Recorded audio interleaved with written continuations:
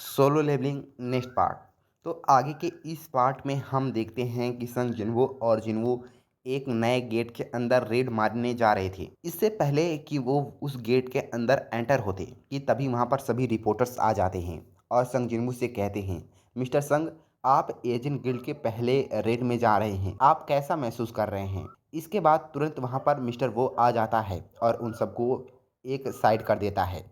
संग जिनवो मिस्टर वो से पूछता है कि मिस्टर वो, मुझे लगा कि हंटर एसोसिएशन मेरी पर्सनल इन्फॉर्मेशन को सिक्योर रखेगी, क्या वो ऐसा कर रही है?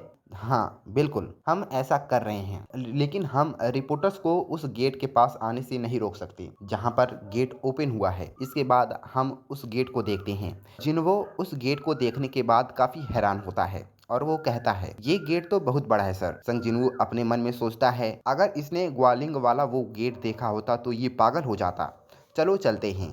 इसके तुरंत बाद मिस्टर वो उसे कहते हैं कि मिस्टर संग, अब से आपको सोशल मीडिया पर जो भी पोस्ट किया जाता है उसके प्रति सावधान रहना होगा। संग जिनवो कहता है कि मैं इसे ध्यान में रखूंगा। आगे हम देखते हैं। जिनवो कहता है, सर आपको नहीं लगता कि हमें सामान उठाने वाली टीम और माइनिंग टीम को बुला लेना चाहिए? मुझे नहीं लगता कि मैं अकेले सब कुछ संभाल सकता हूँ। संग जिनवो कहता है कि चिंता मत करो, मैं अपनी शैडो से सारा काम करवा लूंगा।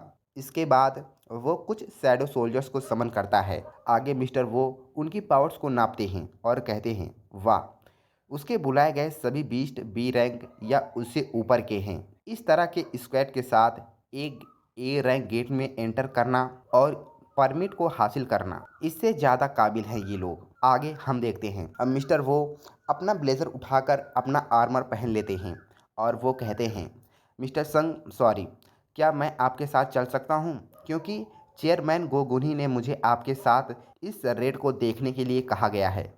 वह जानना चाहते हैं कि क्या वास्तव में आप अकेले रेड करने के लिए सिक्योर हैं या नहीं। तो क्या ये ठीक रहेगा अगर मैं सर्विलेंस टीम के साथ आपके साथ चलूं?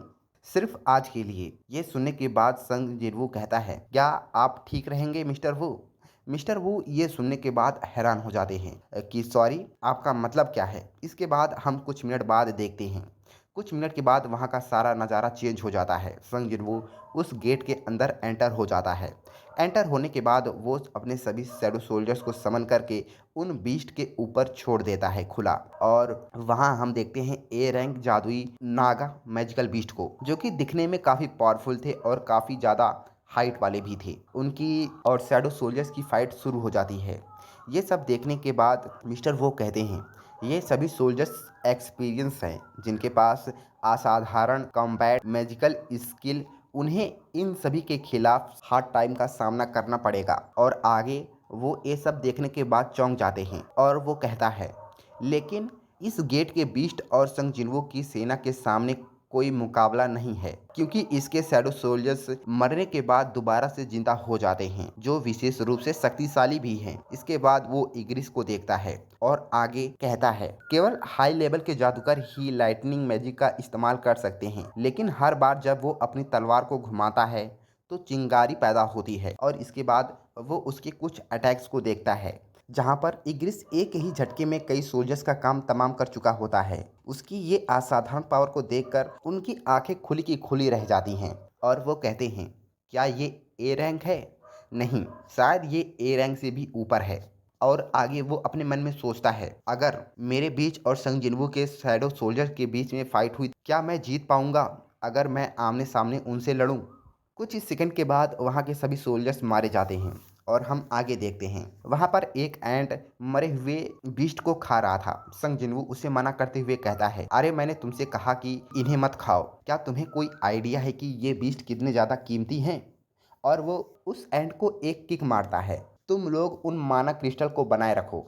और आगे ये सब देखने के बाद मिस्टर वो कहते हैं, वो एक ए रैंक डंजन को साफ करने, लाशों को दोबारा से जिंदा करने और माइनिंग टीम क्रिस्टल को अपने आप साफ करने में काबिल है। यहाँ एक एक आदमी एक स्ट्राइक स्क्वाड है। अब मैं समझा कि चेयरमैन ने मुझे आज उसे देखने के लिए क्यों कहा। अब इसके बाद हम आगे देखते हैं। अब उस गेट का बॉस भी सामने आ चुका होता है, जो कि साइज में काफी बड़ा होता है। उसे देखने के बाद संग जिनवू अपने सोल्जर्स को कहता है, तुम में से जो भी काम कर रहे हैं वो वहीं रहें।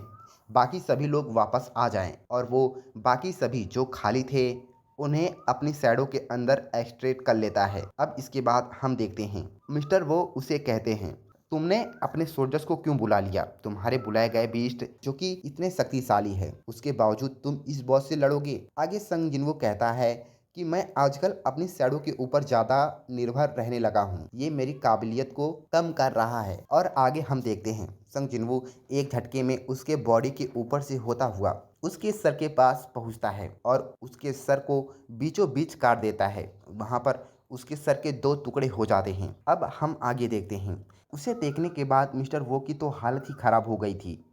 और आगे संग जिनवो कह रहा है, मुझे यकीन नहीं हो रहा है कि मेरे सभी जॉब स्किल का लेवल अप हो चुका है। शैडो एक्सचेंज स्किल का कूलडाउन 1 घंटे कम हो गया है।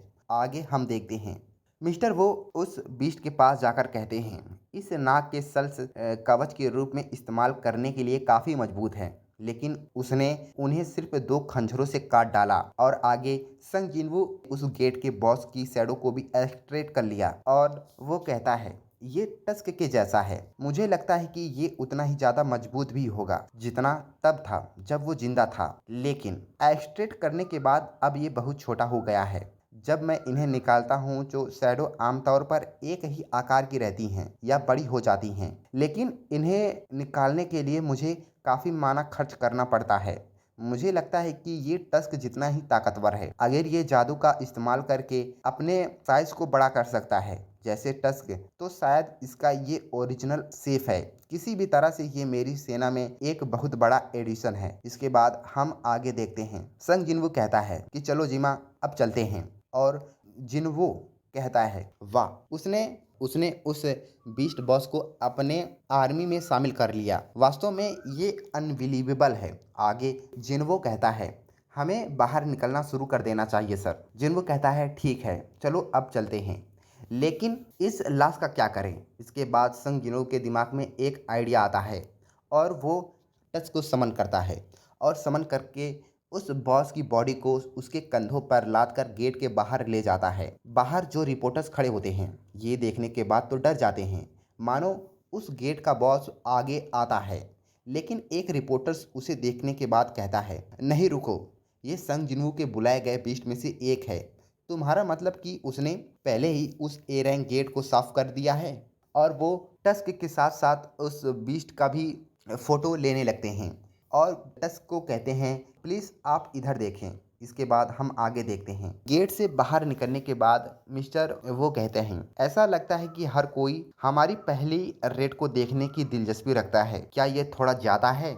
आगे मिस्टर गोगुनी के पास आकर सभी इंफॉर्मेशन दे देते हैं और कहते हैं कि सर यही हुआ था वहाँ पर। मिस्टर गोगुनी कहते हैं, तुमने पिछले कई साल में कई हंटर्स की रेड को देखा है, हालांकि तुम्हारी रिपोर्ट सुनने के बाद मुझे समझ में नहीं आया कि तुम जैसे एक्सपीरियंस हंटर को भी वह भारी क्यों लगा। जो कुछ हुआ वह छापा नहीं था, वो नरसंहार था। आगे गोगुनी कहते हैं, ठीक है मिस्टर वू, तुम थोड़ा आराम कर लो। और आगे वो वहाँ से चला जाता है। अब आगे गोगुनी कहते हैं, संग जिनवू ने ए रैंक डंजन को साफ कर दिया, मैजिकल बीस्ट की लाशें बरामद की और क्रिस्टल को खोदकर बाहर भी निकाला। उसे वन मैन स्ट्राइक स्क्वाड कहना कम होगा। वो मुस्कुराते हुए कहते हैं, आखिरकार मैं गलत नहीं था।